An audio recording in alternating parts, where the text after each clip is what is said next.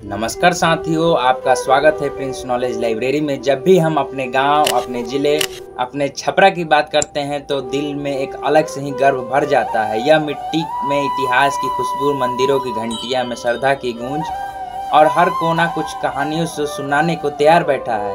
आज हम आपको ले चलेंगे एक ऐसे सफ़र पर जहां आप जानेंगे सारण जिले के उन खास जगहों को जो न सिर्फ देखने लायक है बल्कि दिल से महसूस करने वाली है। तो जुड़ जाइए आप प्रिंस नॉलेज लाइब्रेरी के साथ। तो चलिए इस यात्रा को शुरू करते हैं। चिरांद सारण जिला मुख्यालय से लगभग 11 किलोमीटर की दूरी पर डोरीगंज बाजार के पास घाघरा नदी के तट पर स्थित एक ऐतिहासिक स्थल है। यहाँ खुदाई के दौरान पाषाण युग के लगभग 4000 वर्ष पुरानी विकसित संस्कृति का पता चला था। यह स्थान पूरे भारत में पहले पाषाण काल का ज्ञात स्थल है। यहाँ खुदाई के दौरान कई सारी हड्डियां और पत्थर के औजार मिले थे। इसे यह पता चला है कि यहाँ के लोग कृषि और पशुपालन करते थे। बुर्ज होम कश्मीरी को छोड़कर पूरे भारत में इतनी अधिक मात्रा में पाषाण काल के उपकरण नहीं मिले हैं। स्थानीय लोग चिरांद किले को द्वापर युग के केशरो वंश का राजा मौर्यध्वज के किले का अवशेष तथा चौन ऋषि का आश्रम मानते हैं। यहाँ 1960 के दशक में खुदाई के दौरान बुद्ध की मूर्तियां तथा बौद्ध धर्म से जुड़ी कई सारी चीजें मिली थी। सोनपुर जिला मुख्यालय से लगभग 57 किलोमीटर की दूरी पर स्थित है। सोनपुर में कार्तिक पूर्णिमा के अवसर पर कई वर्ल्ड फेमस सबसे बड़ा मेला लगता है, जहां पशुओं से लेकर सारी चीजें मिलती है। मेला को सोनपुर पशु मेला के नाम से भी जाना जाता है। पहले यह मेला हाजीपुर में होता था, लेकिन मुगल बादशाह औरंगजेब के आदेश पर यह मेला सोनपुर में लगने लगा। इस मेले को वर्ल्ड फेमस होने के कारण विदेशी लोग भी इस मेले को देखने आते हैं। स्थानीय लोग इस मेले को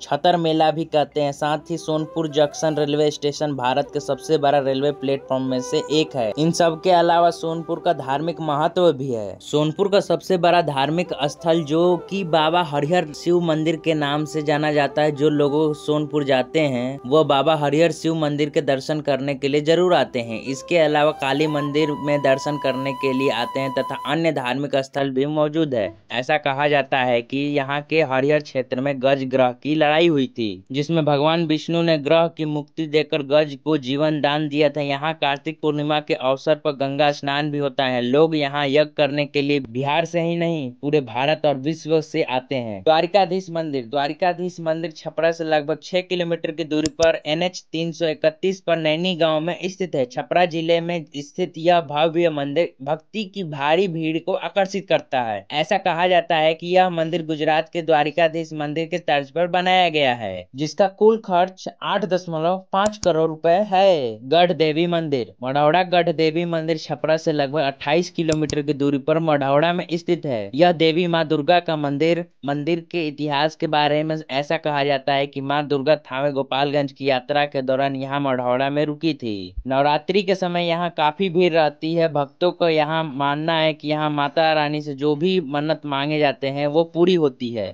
आमी मंदिर छपरा के एक पुराना मंदिर है, जिसे अम्बा स्थान के रूप में जाना जाता है। ऐसा कहा जाता है कि मंदिर के पास एक बगीचा और एक गहरा कुआं है, जिसमें साल भर पानी रहता है और यह कभी नहीं सूखता। यहाँ नवरात्र में दूर दूर से श्रद्धालु यहाँ आहुति देने आते हैं। यहाँ लाखों लोग द्वारा चढ़ाया गया पानी कुंड में गायब हो जाता है। आमी मंदिर छपरा के प्रमुख धार्मिक स्थलों में से एक है। आमी मंदिर छपरा से 37 किलोमीटर की दूरी पर स्थित है।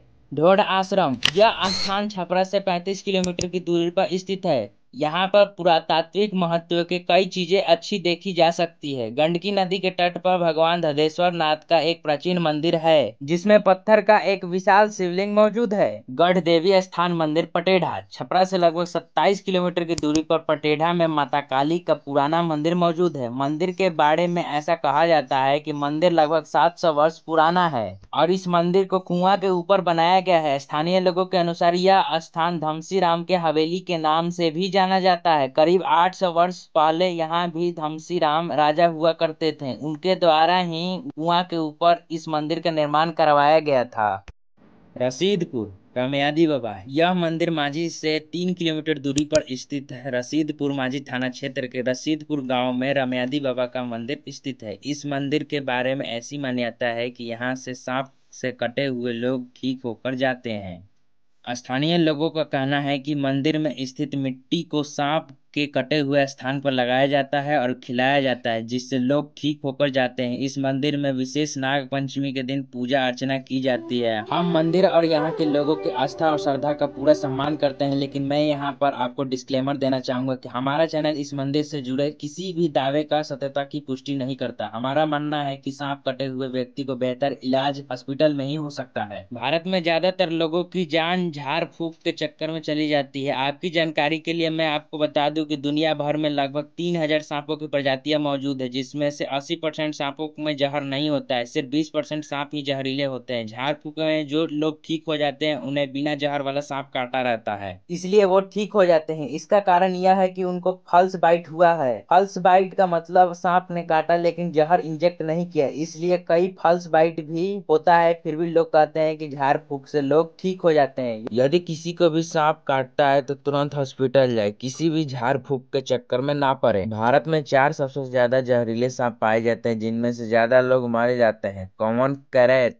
Russell viper, common cobra, saw scaled viper Bharat के सबसे खतरनाक सांप है। ये चारों। चलिए अब हम अपने टॉपिक पर आते हैं। मांझी छपरा शहर से 20 किलोमीटर दूरी पर गंगा के उत्तरी किनारे पर एक प्राचीन किले का अवशेष है। यहाँ से 2 मूर्तियां प्राप्त हुई थी, जिन्हें स्थानीय मध्वेश्वर मंदिर में रखा गया है, जिसमें एक मूर्ति भगवान बुद्ध की है, जो मध्यकाल में बनी हुई है। स्थानीय लोग इस खंडहर को राजा की कचहरी बुलाते हैं। अब्दुल फजल द्वारा लिखित आइन ई अकबरी में मांझी को एक प्राचीन स्वर बताया गया है और ऐसे मान्यता है कि इस जगह का नाम शेरो राजा मांझी मकेर के नाम पर पड़ा है। शिव शक्ति धाम मंदिर। यह मंदिर छपरा से लगभग 17 किलोमीटर दूरी पर स्थित है। वहीं हम मांझी से दूरी की बात करें तो यह लगभग 5 से 6 किलोमीटर की दूरी पर है। यह मंदिर सारण जिले के मांझी प्रखंड के गोबराही गाँव में लगभग 1.25 करोड़ की लागत से बनाया गया है। इस मंदिर का निर्माण प्रसिद्ध उद्योगपति समाज सेवी गोबराही टोला के निवासी विजय सिंह ने बनवाया है।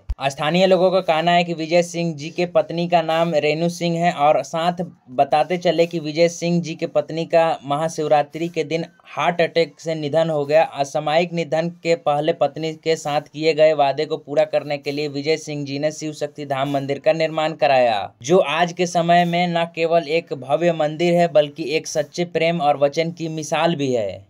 राहुल गेट एकमा प्रखंड के परसागढ़ गांव में स्थित है। राहुल संस्कृत्यायन जिन्हें महापंडित की उपाधि दी गई थी, जो हिंदी भाषा के साहित्यकार थे, उन्होंने 150 से अधिक साहित्य की रचना की थी, इसलिए वो हिंदी यात्रा के साहित्य के पितामह कहे जाते हैं। उन्होंने परसागढ़ में अपनी जीवन यात्रा शुरू कर छपरा, सिवान, गोपालगंज के विभिन्न क्षेत्रों में किसान और मजदूरों को ब्रिटिश की सरकार खिलाफ संगठित किया था।